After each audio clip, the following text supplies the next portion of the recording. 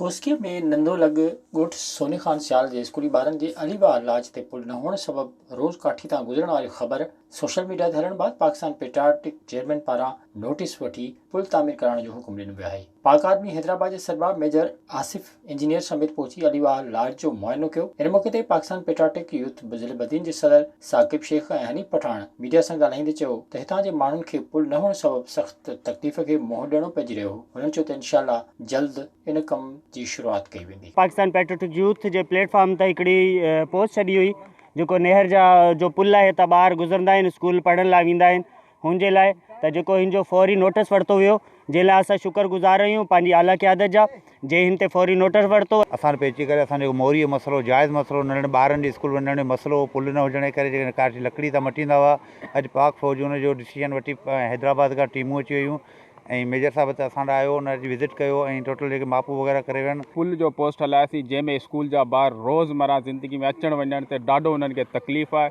पोइ Pakistan patriotic chairman साहब हिन जो नोटिस वरितो।